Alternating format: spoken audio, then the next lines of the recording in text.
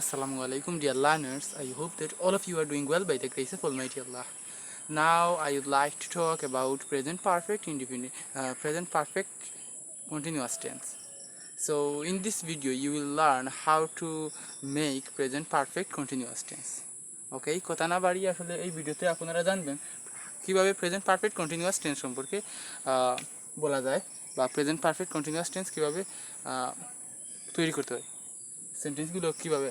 আচ্ছা, আমি এই প্রেজেন্ট পারফেক্ট কন্টিনিউয়াস হচ্ছে, আপনারা জানেন প্রেজেন্ট অর্থ বর্তমান, আর পারফেক্ট তো মানে জানেন কোনো একটি কাজ সম্পূর্ণভাবে হওয়া যেটাকে বোঝায়।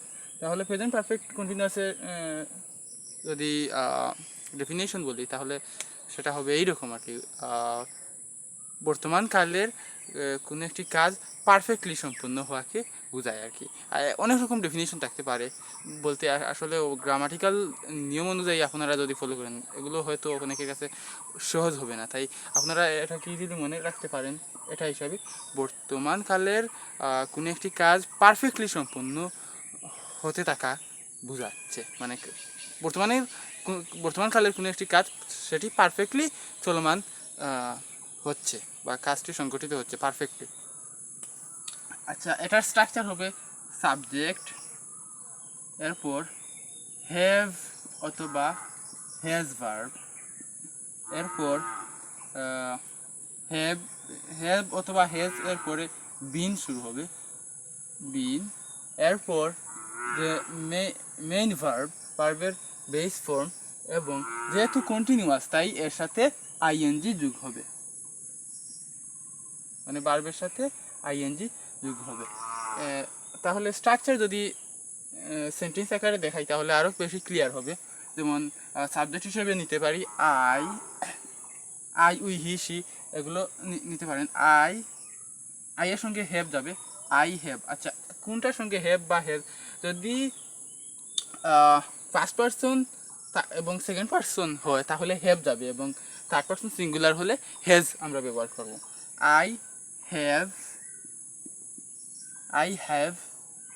এরপর কি বিন, আই হ্যাভ বিন, কি বলা যায়, আই হ্যাভ বিন রিড, এই ভার্বটি নিতে পারি রিড। এখন ভার্বের সাথে কি আইএনজি যোগ হবে, তাই ING, I have been reading, আমি পড়তেছি।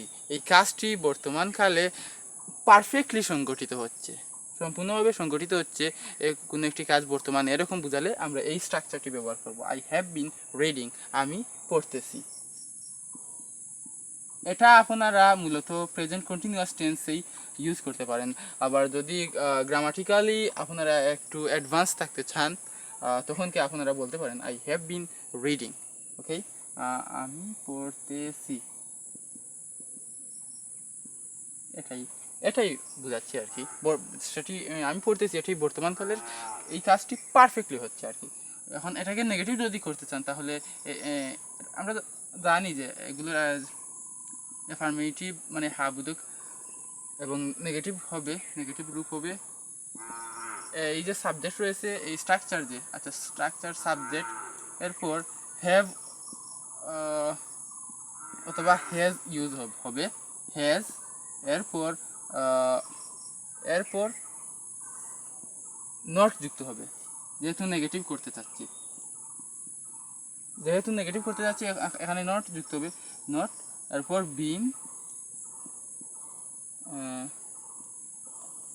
বিন, এটা কি, এটা বিন, এরপর ভার্বের সাথে আইএনজি। এখন সেন্টেন্স আকারে দেখাচ্ছি এটাকেই, আই এর সঙ্গে হ্যাভ যাবে, I have not been verb যেটা নিয়েছিলাম reading, I have not been reading, আমি পড়তেছি না।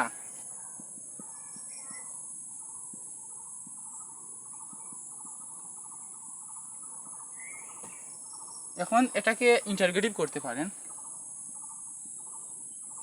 ইন্টারগেটিভ কীভাবে? ইন্টারগেটিভ মানে হচ্ছে প্রশ্নবোধক। এই যে হ্যাভ এবং হ্যাজ ভার্ব, এগুলো প্রথমে নিয়ে আসতে হবে, এদের খান ধরে ঠান মেরে প্রথমে নিয়ে আসতে হবে। হ্যাজ অথবা হ্যাভ ভার্ব এগুলোকে প্রথমে আনতে হবে। এরপর সাবজেক্ট নিতে পারেন, সাবজেক্ট। এরপর এটা পজিটিভ ইন্টারোগেটিভ হলে এর সাথে এরপর কি বিন হবে, বিন বিন। এরপর মেইন ভার্ব কি, এটা এইটা নিয়েছিলাম, তাহলে মেইন ভার্বের সাথে যে আইএনজি যুক্ত হয়েছিল এটা অনুরূপভাবে থাকবে। তাহলে প্রশ্ন যদি করি তাহলে সেটা হবে হ্যাজ, হ্যাজ তো হবে থার্ড পারসন সিঙ্গুলার হলে, যেমন হি শি, এটার ক্ষেত্রে হ্যাভ, যেহেতু এখানে আই নিয়েছি তাই এখানে হ্যাভ হবে।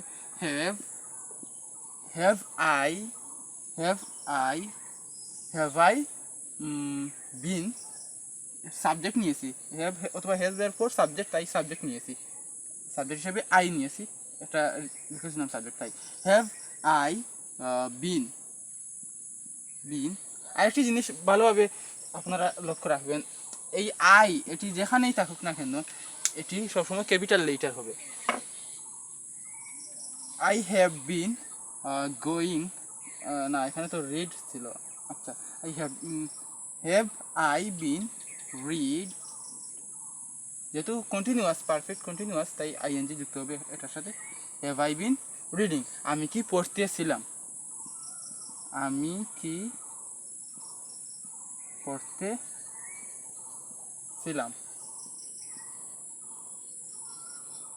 এখন নেগেটিভ ইন্টারোগেটিভ প্রশ্ন যদি করতে চান তাহলে হবে নেগেটিভ ইন্টারোগেটিভ কীভাবে,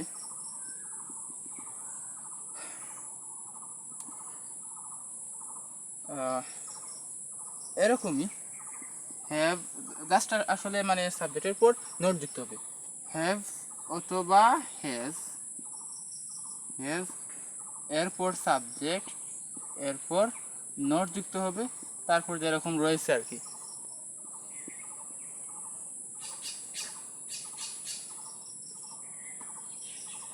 তারপর যেরকম রয়েছে have not been,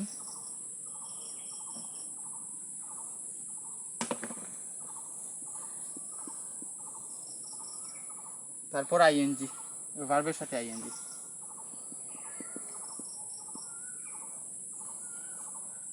have subject I, তারপর not, have I not been reading, তারপর ভার্বের সাথে আইএনজি থেকে এটা হবে রিডিং। যেহেতু ইন্টারোগেটিভ তাই এখানে শেষে প্রশ্নবোধক চিহ্ন হবে। Have I not been reading, আমি কি পড়তেছিলাম না, আমি কি পড়তেছিলাম না।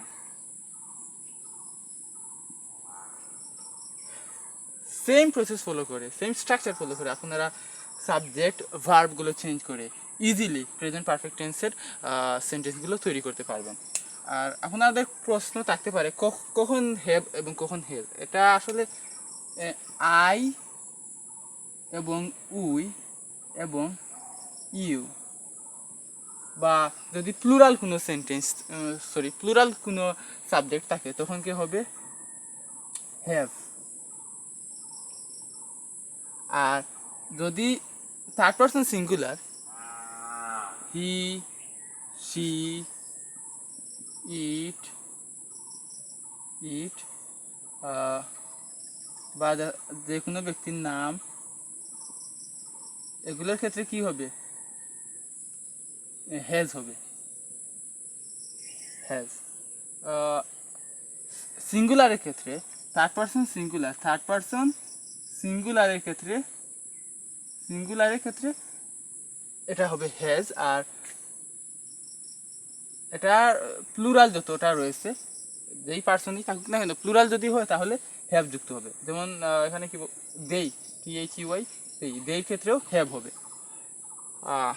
যদি প্লুরাল বোঝায় রহিম করিম অ্যান্ড জামাল, তখন কি হ্যাজ না হয়ে হ্যাভ হবে, কারণ রহিম করিম অ্যান্ড জামাল এখানে বেশি বোঝাচ্ছে, তাই প্লুরাল, তাই হ্যাভ যুক্ত হবে।